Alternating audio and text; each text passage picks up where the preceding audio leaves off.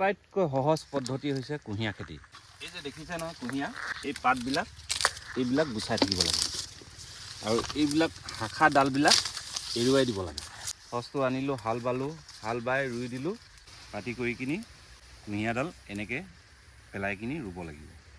তাৰপৰা এই গাঁঠিয়ে গাঁঠিয়ে পোখাবিলাক ওলাব। আজি বন্ধুসকল মই আছোঁ বৰ্তমান কাকপথাৰ গন্ধৈগুৰি গাঁৱত।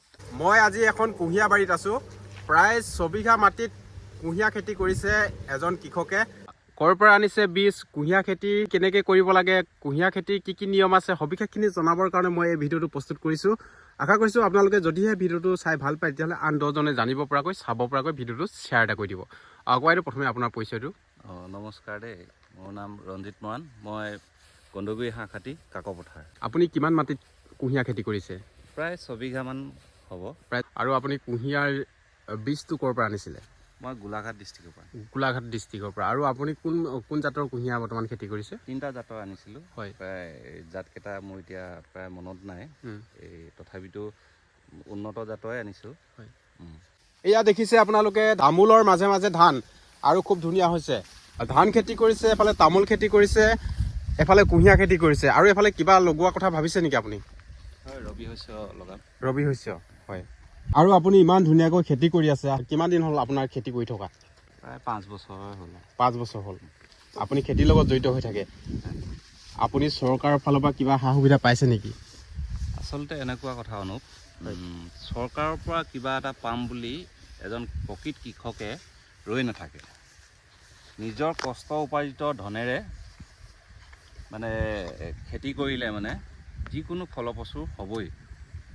খালি এটাই কথা মই চৰকাৰলৈ আহ্বান জনাব বিচাৰিছোঁ, যিহেতু কিছুমান কৃষকে পানী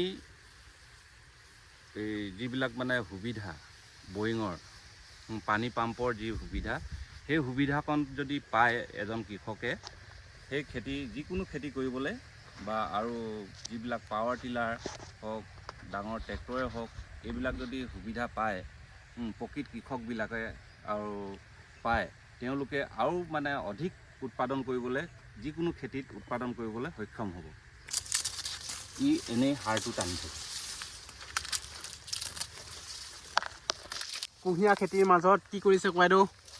এইবিলাক কুঁহিয়া মানে পাতবিলাক গুচাই দিবলগীয়া হয়। হয়। ইয়াত মানে কি হয়, কুঁহিয়াবিলাকৰ এই পাতবিলাকৰ মাজত পোক পৰুৱাই বাঁহ লয়, আৰু কুঁহিয়াডাল গুচাই দিলে মানে ইয়াৰ কিছুমান এই পাতবিলাক গুচাই দিয়াটো এটা কথাটো এনেকুৱা ধৰণৰ যে এই পাতখিনিয়ে সাৰটো এনেই টানি থাকে।